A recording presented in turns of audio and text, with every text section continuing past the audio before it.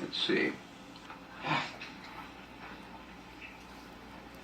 A Marie07 Shalom, elders. Thank you for bringing this forth.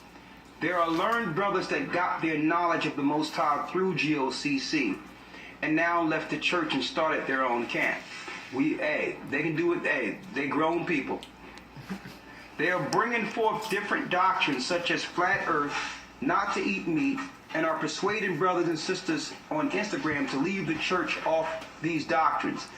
These brothers seem to be very knowledgeable. No, they're not. They're fools. They're fools. And the whole deal is, like we've said before, be careful those that are dealing with different winds of doctrines. We don't have to break that doctrine down. It's common sense. Christ told the disciples to go out and get the lamb for Passover. What was that? That was meat. So right, you can slam their whole thing strictly with one precept. So they're fools. What happens is they try to go into some doctrines. And guess what? We have read all the scriptures. We read the homilies. We read the doctrine of the 12, which was really false plagiarism of the first century that teaches the no meat doctrine. I've read it all. So they think they're coming with something deep with a spin. That the church, oh, this is deep. The church is not teaching this. When the Bible says you can't judge another man's meat. I'm not going to be down on a person who just want to be a vegan. Right. That's their choice. By the same token, if I eat what the Most High made to be received with thanksgiving, and that's the clean meat written in Leviticus 11, they can't say nothing against that. So who's going to make a doctrine strictly off of a dietary law when the Most High have clean and unclean meat in the Bible? So to let you know, let me tell you, I'm going to be straight with you. They will go absolutely nowhere. Right. It's an idiot religion they're dealing with. And so I don't have to feel a certain type of way about it, but I'm just showing you, brothers and sisters, that those that are actually taken with this flat earth thing, I'm telling you, it's not about the flat earth. Okay? It's about Shiva. It's about those demons that comes in. Okay? So, hey, all I can say is, we can say prayers for them, but listen, when people purposely go into that, they want to have it that way. There's very little we can do, you understand, to bring them over to the right side. They had the right side and chose otherwise, is what I'm showing you here. So they can go through Instagram, they can go through Facebook. Let me tell you, the doctrine of Christ will not be denied. The truth will go throughout the four corners of the earth. And guess what? The Bible says heresies must come.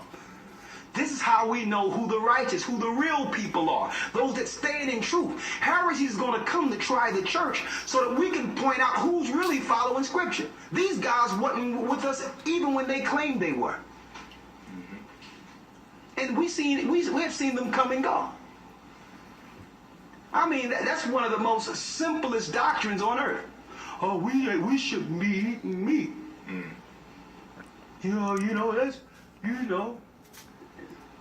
We shouldn't be eating meat. Listen, read Leviticus the 11th chapter. Okay? It even tell you about the sacrifices that we'll be doing in the wilderness when Christ comes. I mean, while we're waiting for Christ, the sacrifices. What are we going to be sacrificing? Carrots? Collard greens?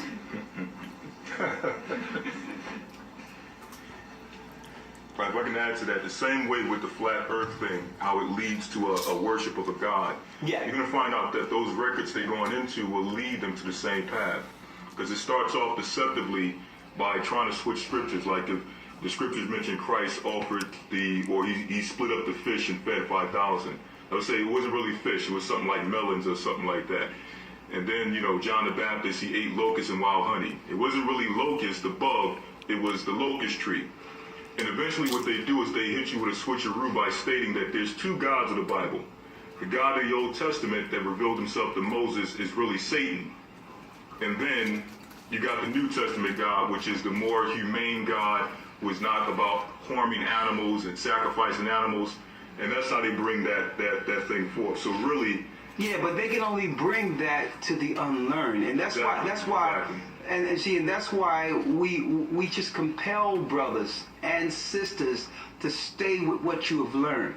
right, Because guess what? The reason why this truth of the Most High have stood the test of time is because we've always just did the same truth. right, All that other stuff comes and goes. Right?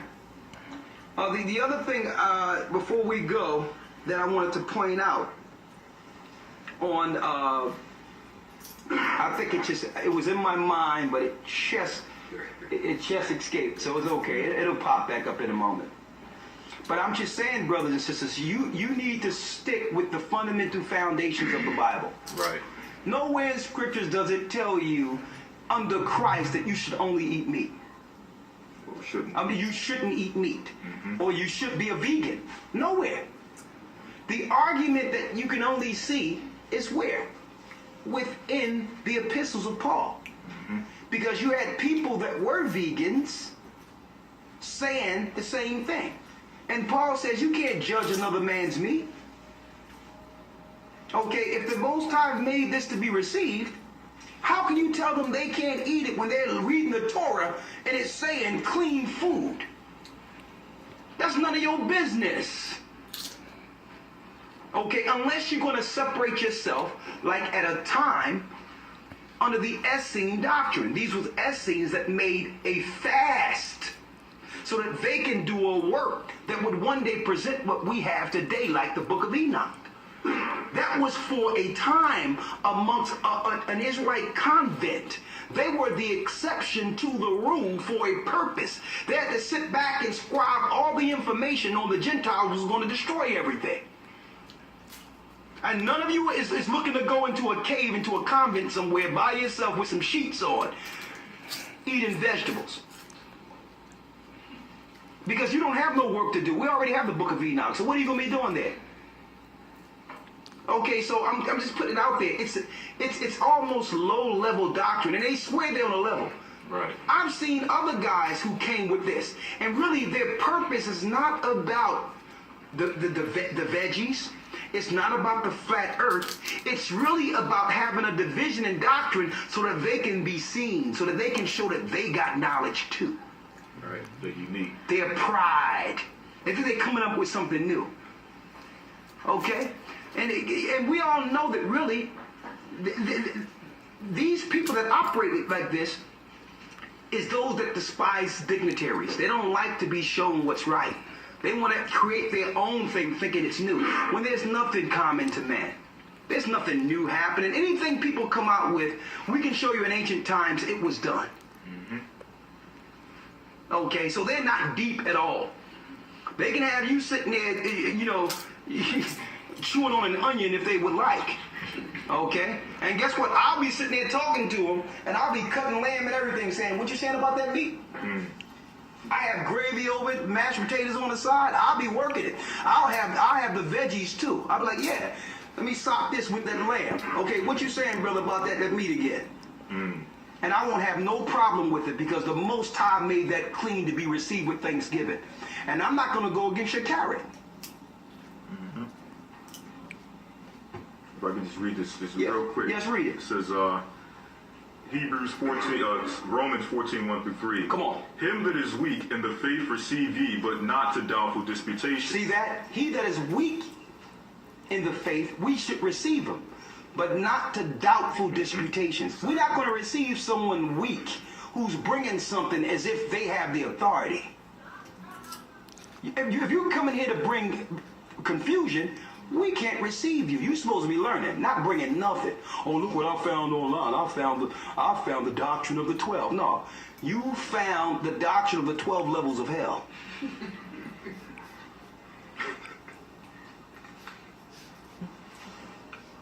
That's what you found. Don't think you got something deep. I've read the doctrine of the 12 already, and I even know the year it was plagiarized. They just use the disciples' names to bring a satanic doctrine. Read. Verse 2, for one believeth that he may eat all things. One believeth he eat all things. That's veggies as well as meat. It's not saying eating Right. clean, unclean food. Right. Some believe they can eat meat and veggies. Go on. Another who is weak eateth herbs. Hold on. Another who is weak eateth herbs. Now, what does that mean, one that's weak eateth herbs? This is one, because there's people that have been vegans that were strong. This person is weak-minded because they believe that according to the Most High, everyone should do what they're doing. See? They've been pigeonholed into some small doctrine. So that's what makes them weak, because they believe it's right for everyone else. They don't have the level of understanding beyond them being vegan. And I'm going to tell you, a lot of people that become vegan, that becomes their religion. Okay? You go into their house, all they talking about is juice and something. Ain't nobody talking about scriptures or nothing. Okay? It becomes their religion. I'm just being truthful with you. It's okay to be healthy and all that. Right. But the whole thing is that should not become the bane of your existence now. Read it. Verse 3, let not him that eateth despise him that eateth not. There you go. Let not him that eateth meat despise him that eateth not. Right. I'm not going to, or vice versa. Let not him that eateth veggies despise him that eat meat. That's your choice. It's all good with the Most High. That's what Paul was trying to show. Like, how can you make this a divisive doctrine when there's bigger, quote-unquote, fish to fry? Read. And let not him which eateth not judge him that eateth. Thank you. Now you say, listen, everybody should be vegans. Christ was vegan. Don't try to bring Christ into that. When I'm looking at Christ, I'm saying, listen, you go knock on that door and you bring that lamb over here. So don't come to me trying to claim that Christ was behind your vegan mission. If that's what you want to do, that's good, but don't try to make that a doctrine. You are against the Bible. Read. For the Most High have received him. Because what? The Most High have received If him. the Most High have received meat, eating meat, how can you now come in and say, listen, what they do is they'll come in class, and this is another thing. These people can't gather nothing. I'm going to be truthful with you. By themselves, they can't do nothing. Right. What they'll do is they'll come amongst a gathering that was already developed through the Spirit, and then start talking. Right. Oh, yeah, the elders do drop some knowledge, man. But, man, you better check out that, you know what I mean? They sit there eating grass out of a bag. I'm going to tell you, right now, it's a higher level that you would never get to unless you get some of this grass. Right. Yeah, the elders, they be dropping some stuff, but I'm going to tell you. It's just a level, man. They dealing with that meat. They can never get to that next level. See? That's what they do. They make people feel that there's something. They'll play on your curiosity. There's a level that they're on. I'm like, where did this guy come from? If you had the doctrine, why did you have to be a part of the church from the beginning? Why didn't you go out and bring forth this high knowledge and have everybody eating bananas?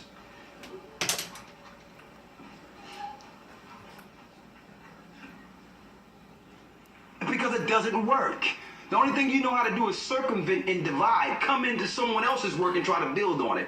It doesn't work that way. Read. Who art thou that judgest another man's servant?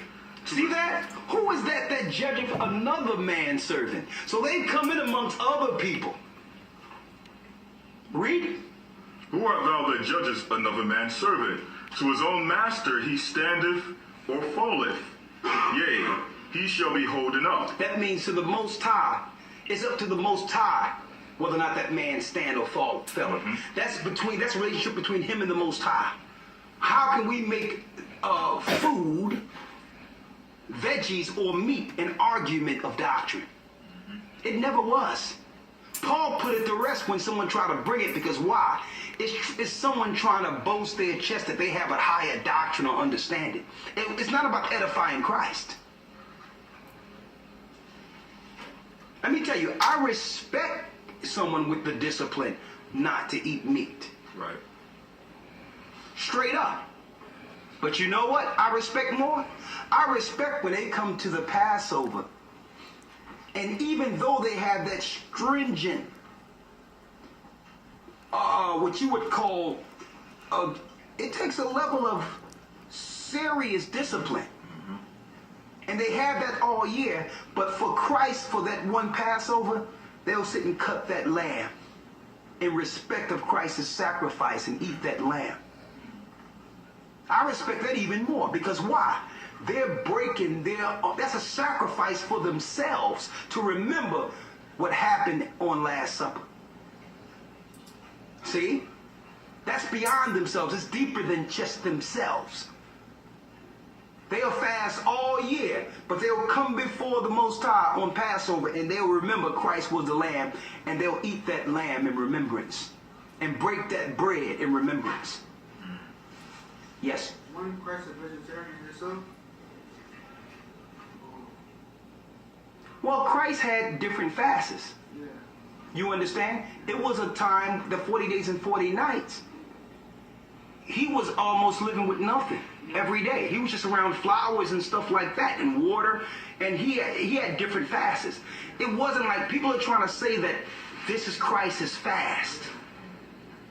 You understand? But it depends, because each individual has a fast based on what they're looking to sacrifice and receive from the Most High. It's not one thing. You understand?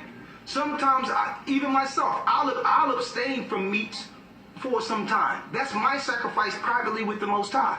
That ain't no one's business. You understand? If there's other levels I want to deal with, I'll deal with that. But that's between me and the Most High. I'm not going to now put on a video and say, do my fast. When that's between you and the Most High. That don't have nothing to do with anyone else. So people try to use Christ. There was times he didn't eat meat. But I can show you a time he did. Yeah, that's what I was saying. Like, What I'm saying is there is no one fast of Christ. That's the whole deal. That's the point that Paul was making. When Christ felt that he didn't want anything at all because he was connected with the Father, he ate nothing at all. Now, if I teach that, what we're going to have around here? We're going to have skin and bone. That was a fast of Christ's. Right. Sitting there, you can take a stick and play a tune on your ribs because I said that Christ didn't eat for us 4 times. Right. So people have to be careful what they use Christ for. You can't be using Christ for your own agendas and your own eating habits. You get with the Most High and you decide what you want to sacrifice based on the wisdom and understanding that he's going to give you. That's between you and the Most High. That's not a doctrine you teach amongst the church. You decide what you're going to give up and sacrifice for the Most High. That's your sacrifice. That's your reward that he gives you for sacrificing. Right? Go ahead, Elder Lawyer. Just one last verse in Hebrews 14 and 17. Come on. For the kingdom of the Most High is not meat and drink, but righteousness and peace and joy in the Holy Spirit. Thank you. Case closed. All right? All right, so give me some of that soup with meat in it.